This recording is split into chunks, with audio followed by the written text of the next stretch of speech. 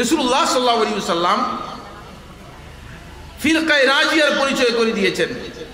ফিরকায়ে নাজিয়া রাসূলুল্লাহ সাল্লাল্লাহু আলাইহি ওয়াসাল্লাম যেখানে পরিচয় করে দিয়েছেন, সেখানে রাসূলুল্লাহ সাল্লাল্লাহু আলাইহি ওয়াসাল্লাম সাহাবায়ে কেরামদের এই মানহাজটিকে একমাত্র নাজাতের মানহাজ হিসেবে, একমাত্র জাহান্নামের আগুন থেকে বাঁচার মানহাজ হিসেবে আল্লাহর নবী সাল্লাল্লাহু আলাইহি ওয়াসাল্লাম উল্লেখ করেছেন।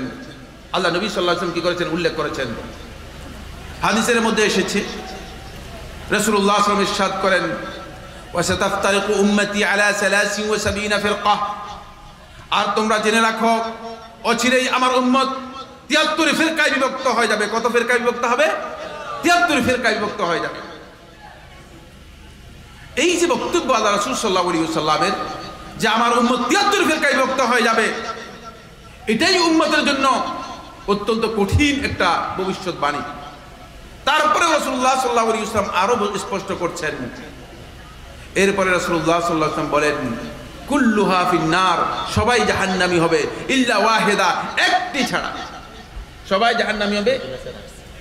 সাহাবায়ে কেরাম রাসূল সাল্লাল্লাহু আলাইহি ওয়াসাল্লাম বললেন যে কুল্লুহা ফিন্নার ইল্লা ওয়াহিদা, যে সবাই জাহান্নামী হবে একটি ছাড়া। সাহাবায়ে কেরামদের কেউ কেউ প্রশ্ন করলেন, ক্বালু ইয়া রাসূলুল্লাহ, সাহাবায়ে কেরাম প্রশ্ন করলেন, হে আল্লাহর রাসূল সাল্লাল্লাহু আলাইহি ওয়াসাল্লাম, ওয়া মা হিয়া,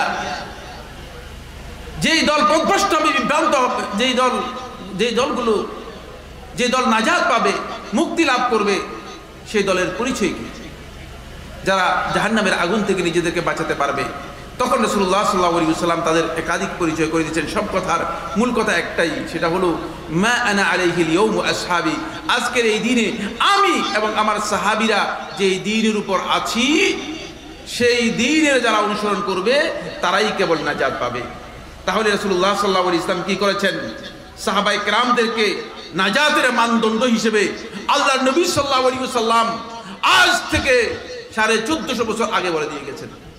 এই জন্য সালাফদের মানহাজটা আমাদের জন্য নাজাতের মানহাজ।